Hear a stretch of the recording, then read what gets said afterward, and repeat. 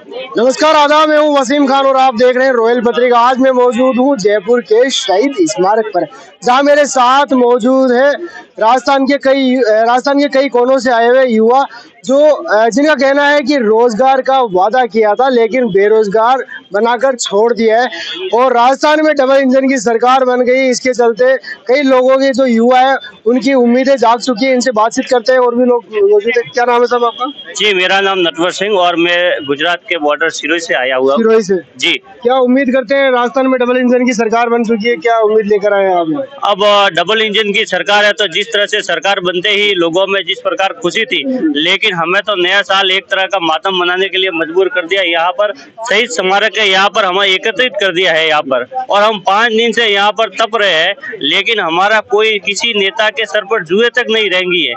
तो अब इस तपती हुई, इस कड़कती हुई ठंड में किसी नेता के ऊपर मानसिकता बदल जाए, वही आके हमें कुछ हमें आश्वासन नहीं चाहिए। हमें तो यही कहिए कि हमें रोजगार दो, हमें नियमित रखो। क्या नियमित? कौन सा नियमित? हम लोगों सांख्यिकी के विभाग के अंतर्गत है। जिस तरह किसी कर्मचारी को जो प्रक्रिया रहित रखते हैं, तो हमें इसी प्रकार ट्रेनिंग दी गई थी। हमें RS IAS ऑफिसर द्वारा हमें तपाकर इस विभागों की भर्ती की तरह हमें कर्मचारी की तरह रखा था, और हमें ये काम दिया था कि सरकार के द्वारा दी जा रही जन कल्याणकारी योजना तो घर घर तक पहुंचाना और लाभ दिलवाना, ये इसके लिए हमें नियुक्त किया गया था। और पिछले हम 2 साल से यही काम कर रहे हैं। और आते ही जैसे कि फिल्म में जैसे अमरीश पुरी आता है और डायलॉग देता है, उसी तरह फिल्म का होता है सत्यानाश। और हमारा जैसे ही उन्होंने लेटर निकाला, उस दिन से हमारा ये आंसू निकलने शुरू हो चुके हैं। जी। क्या मांग रहेगी? क्या कहेंगे? मांग यही है कि हमें तो नियमित किया जाए, और हम सरकार के द्वारा जिस प्रकार भजनलाल जी मुख्यमंत्री बने हैं, तो उनके द्वारा जो भी जन कल्याणकारी योजना है, तो हम उनका भी काम करेंगे। हमारा काम तो केवल सरकार और सरकार का काम करना है। मुख्यमंत्री तो ये तो 5 साल में बनते हैं, बिगड़ते हैं, ऐसा माहौल तो चलता रहता है, लेकिन हर व्यक्ति को लाभ मिलाने के लिए ये काम चलता है। यहाँ 5000 परिवारों की बात नहीं है, 5000 परिवारों की बात नहीं है, यहाँ पर राजस्थान के प्रदेश की जनता की बात है।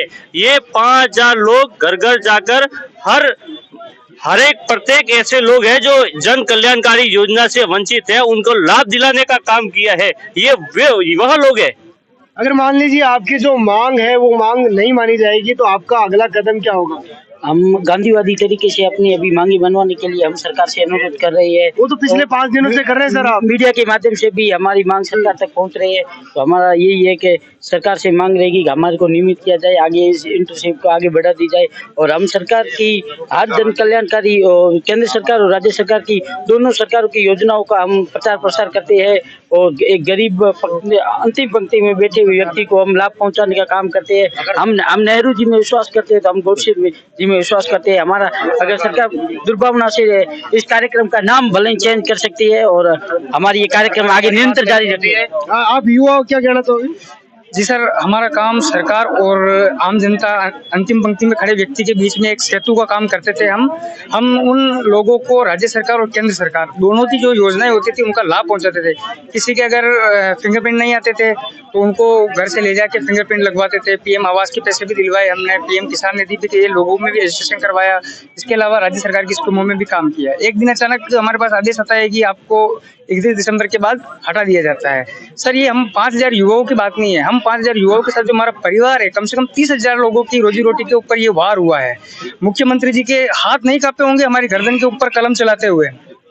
हम मुख्यमंत्री जी से निवेदन करना चाहते हैं कि आपको अगर राजीव गांधी नाम से समस्या हो तो आप नाम बदल दीजिए, आप अटल बिहारी वाजपेयी जी के नाम पर रख दीजिए। पिछली बार 5 साल कांग्रेस की सरकार रही, क्या आपने वहाँ कोई शहीद स्मारक पर ऐसा आके कुछ धरना प्रदर्शन दिया था कुछ आपने उस टाइम पर?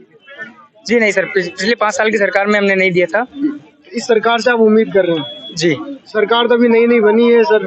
तो नई बनती सर, हमारे कार्यों की समीक्षा करते हैं, हमारी रिपोर्ट मंगवाते हैं, हमारा काम देखते हैं, उसके बाद में डिसीजन होता तो हम समझते हैं कि भाई हमारे अंदर कोई कमी थी।